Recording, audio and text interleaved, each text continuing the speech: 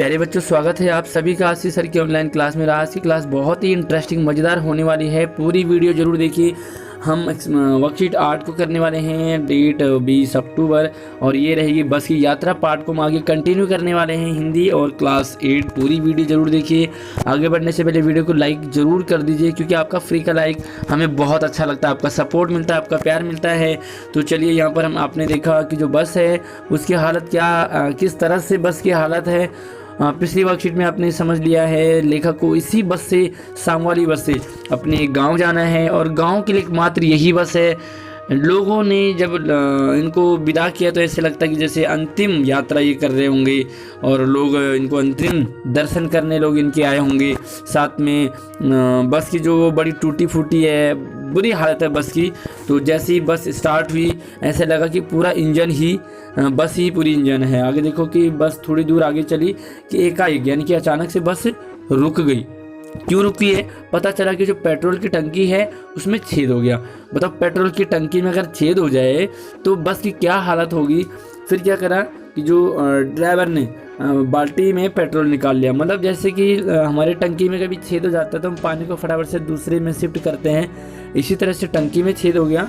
तो उन्होंने क्या करा, पूरा जो पेट्रोल है बाल्टी में निकाल लिया, और बाल्टी को बगल में रख करके एक नली निकाली, और बाल्टी में से नली के द्वारा इंजन में पेट्रोल पहुंचाया जाने लगा। जैसे हम लोग टंकी में से कभी पानी निकालते हैं पाइप के सहारे, इसी तरह से बताओ बस की हालत भी ऐसी हो रही है। बहुत बड़ा मजाक है। मैं उम्मीद कर रहा था थोड़ी देर बाद बस कंपनी का हिस्सेदार जो कंडक्टर है वो इंजन को निकालेगा, अपनी गोद में रखेगा और इसे नली से पेट्रोल पिलाएगा। जैसे एक माँ बच्चे को क्या करती है, दूध पिलाती है शीशी से। तो इतना मतलब एक तरह से मजाक है, व्यंग्य किया हुआ है कि इंजन को गोदी में निकालना, उसके बाद माँ की तरफ से पेट्रोल पिलाना। बस की रफ्तार अब 15-20 मील हो गई थी, मतलब थोड़ी सी स्पीड आ गई थी। मुझे उसके किसी हिस्से पर भरोसा नहीं था, मतलब हिस्सा बोले तो पार्ट, मुझे सारे पार्ट बस के, क्योंकि सीटें उखड़ी हुई थी, शीशे टूटे हुए थे, इंजन की भी हालत ख़राब थी, बस भी टूटी फूटी थी। अब पता लगा कि इंजन भी उसकी जो वो भी टंकी में भी छेद हो गया, और इंजन की भी बुरी हालत है। देखो, मुझे लग रहा था कि कभी भी बस का ब्रेक फेल हो सकता है, और अगर बस का ब्रेक फेल हो जाए तो फिर मुश्किल होता है बचना। स्टीयरिंग कहते हैं हैंडल को, जिससे घुमाते हैं, वो भी टूट सकता है। अब बताओ, अगर ब्रेक फेल हो जाए और गाड़ी की स्टीयरिंग टूट जाए तो क्या कंडीशन रहेगी उस गाड़ी की। मुझे कमेंट बॉक्स में अपना सुझाव जरूर दें कि ऐसी बस कहाँ जाके रुकने वाली है। प्रकृति की दृश्य लुभावने थे। जब आप जाते हैं, सफ़र करते हैं बड़ी दूर का, हमारे उत्तराखंड गांव के अगर आप सफ़र करेंगे तो आसपास में बड़ी हरियाली, सुंदर सुंदर से पेड़ और पहाड़ दिखते हैं, है ना। दोनों तरफ हरे भरे पेड़ थे जिन पर पक्षी बैठे हुए थे। मतलब सफ़र कर रहे हैं, लेखक उसकी बात कर रहे हैं। मैं हर पेड़ को अपना दुश्मन समझ रहा था। पेड़ बड़े अच्छे लगते हैं हमारे रोड के दोनों तरफ, लेकिन लेखक दुश्मन समझ रहा है। क्यों? जो भी पेड़ आता डर लगता कि इससे बस टकराएगी, क्योंकि स्टीयरिंग भी ऐसे लगा जैसे ख़राब है, बस की बुरी कंडीशन है। तो ऐसा लग रहा था हिलते जुलते बस चल रही थी, लहराते हुए। ऐसे लग रहा था कि ना जाने किस पेड़ से टकराए। एक पेड़ निकल जाता तो दूसरे का इंतज़ार करता, यानी कि अपनी जो जान है वो हथेली में लेकर के सभी लोग चल रहे थे।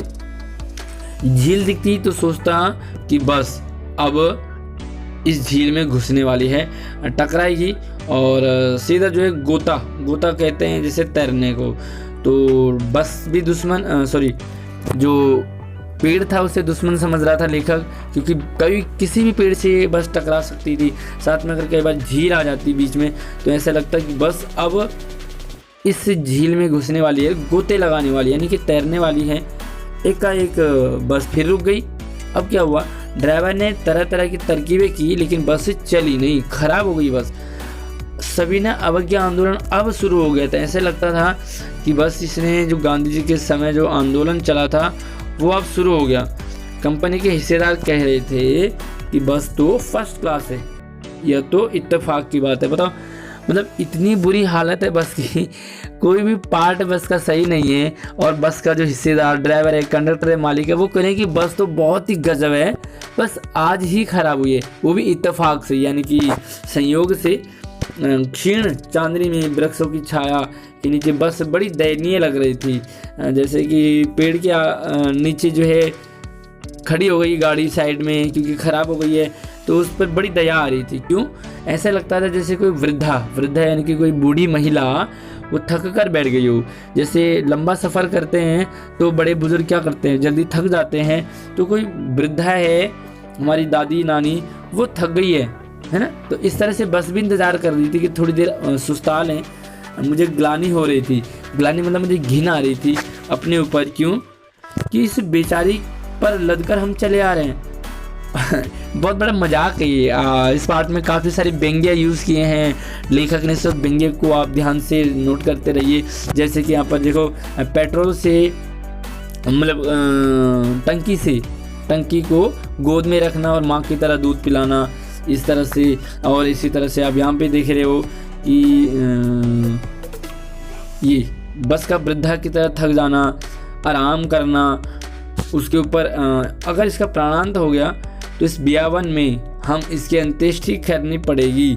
प्राणांत मतलब बस मर जाएगी, तो बस को मरने की हालत में, ये भी एक बहुत बड़ा व्यंग्य है। और आगे देखो कि इस बियावन कहते हैं इस खतरनाक सुनसान जंगल में अंत्येष्टि, यानी कि बस का जो है, बस के क्रियाक्रम कैसे करेंगे बताओ। यहाँ पर इंसानों के क्रियाक्रम की नौबत आ गई है, लेकिन लेखक मजाक के अंदाज में कह रहे हैं कि अगर बस मर जाएगी तो इसका अंतिम संस्कार कैसे करेंगे। हिस्सेदार साहब ने इंजन को खोला, कुछ सुधारा, बस आगे चलने लगी। थोड़ी बहुत उसने ठीक किया, उसकी चाल और कम हो गई, है ना, क्योंकि बस की हालत ख़राब थी। चाल और धीरे धीरे वृद्धा की आंखों की ज्योति भी जाने लगी।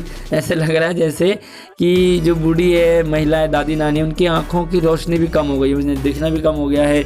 चांदनी में रास्ता टटोल कर वह रेंग रही थी। आगे या पीछे कोई गाड़ी आती तो वो एकदम किनारे खड़ी हो जाती है। अगर जैसे देखते हैं ना आप लोग, हाईवे में हो, गाड़ियाँ बिल्कुल स्पीड में चलती है, लेकिन ये गाड़ी बड़ी स्लो चल रही है। आपने कभी ऐसी गाड़ी में इस तरह के सफ़र ज़रूर किया होगा। अपना एक्सपीरियंस हमें ज़रूर बताएं कि कब आपके साथ कुछ ऐसा हुआ है जिसके कारण कि आपकी बस ख़राब हो गई हो। तो कोई गाड़ी अगर स्पीड में चलती तो ये कहती कि बेटी तुम निकल जाओ, मेरी तो उम्र अब बहुत बुढ़ापे की हो गई है। ये भी हर पार्ट में एक मजाक टाइप का कि तुम निकल जाओ भाई। बस कौन सी बस बोलती है कि तुम निकल जाओ और मेरी उम्र नहीं है। तो इस तरह से आपने ये पार्ट देखा, बहुत ही मजाकिया अंदाज में ये पार्ट है लेखक प्रेमचंद ने। आगे देखो, बस अचानक रुक गई। क्यों रुक गई बस अचानक? देखो, बस के रुकने का कारण बस अचानक इसलिए रुक गई क्योंकि बस के पेट्रोल की टंकी में छेद हो गया था, जिसके कारण टंकी का सारा पेट्रोल खत्म हो गया। इंजन को पेट्रोल न मिलने के कारण बस जो है वो रुक जाती है, तो ये वाली बस भी रुक गई। दूसरा सवाल है कि लेखक को किस पर भरोसा नहीं था और क्यों नहीं था। तो किस पर और क्यों, दोनों सवाल के जवाब। तो देखो, लेखक को बस पर भरोसा नहीं था, बल्कि किसी भी हिस्से पर यानी कि किसी भी पार्ट पर भरोसा नहीं था। बस की हालत इतनी ख़राब हो गई थी कि बस के न जाने कब ब्रेक फेल हो सकता था, न जाने कब स्टीयरिंग टूट सकती थी, अर्थात बस का कोई भी पार्ट सही से काम नहीं कर रहा था। कभी भी बस खराब हो सकती थी। और अगला सवाल है कि लेखक हर पेड़ को अपना दुश्मन क्यों समझ रहा था, जबकि पेड़ तो बहुत अच्छे लगते हैं। तो ये देखिए, लेखक हर पेड़ को अपना दुश्मन इसलिए समझ रहा था, सॉरी यहाँ पर गलती से रही आ गया, रहा था क्योंकि बस सड़क पर लहराते हुए चल रही थी। ऐसा लग रहा था कि जैसे बस न जाने किस पेड़ से टकरा जाए और लेखक के साथ सभी अन्य लोगों का काम तमाम हो सकता था वहाँ पर पेड़ के टकराने से। इसलिए वह हर पेड़ को अपना दुश्मन समझ रहा था। तो लेखक ने बस को बेचारी कहा कि बेचारी की हालत कैसी हो रखी। तो यहाँ पर बस को बेचारी कहने का क्या मतलब है लेखक का। तो देखिए, जिस तरह से हमारे बड़े बुजुर्ग होते हैं उनके ऊपर सामान नहीं लादा जाता, यानी कि हम बड़े बुजुर्गों को सामान नहीं देते लाने ले जाने के लिए, उसी तरह बस भी बूढ़ी हो चुकी थी। और ऐसी बूढ़ी बस में लेखक और अन्य लोग सभी सफ़र कर रहे थे। बस की ऐसी दयनीय हालत कंडीशन देख करके लेखक ने बस को बेचारी कहा। इस बेचारी पर कितना जुर्म कर रहे हैं, इसके ऊपर हम लोग लद के चल रहे हैं। तो अगला सवाल देखो कि बस की तुलना वृद्धा से यानी कि बूढ़ी से क्यों की गई है। आपने अपने शब्दों में लिखना है, तो थोड़े से शब्द मैं अपने आपको बता देता हूँ। तो जिस तरह से कुछ दूर चलने के बाद जैसे वृद्ध लोग, बूढ़े लोगों की हालत ख़राब हो जाती है चलते चलते। उसी तरह से कुछ दूरी, सॉरी यहाँ पर दूसरी आ गया, दूरी तय करने के बाद बस की भी हालत ख़राब हो चुकी थी। वृद्धा यानी बूढ़ी महिला की तरह बस के भी अस्थि पंजर सब बिखरे से पड़े थे। ऐसी बस किसी वृद्धा से, बूढ़ी से कम नहीं लग रही थी, इसलिए लेखक ने भी इसे वृद्धा अर्थात बूढ़ी कह डाला। अब ये लास्ट सवाल, छठी जो आपकी एक्टिविटी है, यहाँ पर ध्यान से समझे कि हरिशंकर परसाई जी ने ये बस की यात्रा जो कहानी है वो एक व्यंग्य रचना, व्यंग्य यानी कि मजाक के अंदाज में। तो यहाँ पर पाठ में बहुत सारे ऐसे लाइनें आ रखी हैं, ऐसे शब्द आ रखे हैं जहाँ पर कि उसे घुमा फिरा करके बात करके उसे मजाकिया अंदाज में कहा है। तो देखो, जैसे बस बड़ी डाकिन है ना, तो बस ही डाकू है, डाकिन है। इसी तरह से बहुत सारे ऐसे शब्द आ रखे हैं यहाँ पर। तो आपने जैसे देखो, श्रद्धा उमड़ पड़ी, बस को देख करके श्रद्धा उमड़ पड़ी, ऐसे आपने इस पाठ में जो ऐसे व्यंग्य आ रखे उन्हें छांटना है, देखना है, समझना है।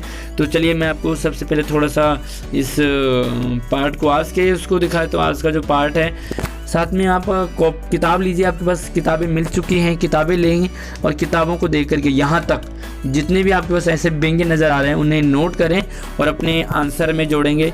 कुछ मैंने आपके लिए नोट किए हैं, आप इसमें एक बार देख लो इसे, कौन कौन से आपको दिख रहे हैं। तो कुछ मुझे दिखे जो मैंने आपके लिए नोट किए हैं, तो मैं उन्हें आपके साथ साझा कर रहा हूँ। तो आज के पाठ में आए ये व्यंग्य हैं, बाकी इससे पिछले की वर्कशीट में आपने खुद देखना है। जैसे बस को वृद्धा की संज्ञा देना, बस को बूढ़ी कह दिया, तो यहाँ पर एक बहुत बड़ा मजाक है कि बस बूढ़ी है, वो चल नहीं पाती है। दूसरे, इंजन को निकालकर गोदी में रखना अपने आप में बहुत बड़ा मजाक है। इंजन को दूध की तरह पेट्रोल पिलाना, बस वृद्धा की तरह थककर आराम करने बैठी हो, तो ये लाइन पूरी मजाक है कि बस कैसे आराम करेगी, लेकिन आराम कर रही है। वृद्धा की आंखों की ज्योति का कम होना, बस को वृद्धा कहा है और वृद्धा की आंखों की ज्योति कम होना। दूसरी बस की आती, बस किनारे खड़ी हो जाना है और बस का कहना कि तुम निकल जाओ बेटी, मेरी उम्र अब कहाँ तुम्हारी तरह चलने की है। तो ये इतने सारे आप लिख सकते हो। साथ में आपको और भी आप इस पार्ट से लेकर के अपने व्यंग्य लिख सकते हैं। वीडियो को लाइक कर दीजिए और अपने दोस्तों को भी ज़रूर शेयर कीजिए।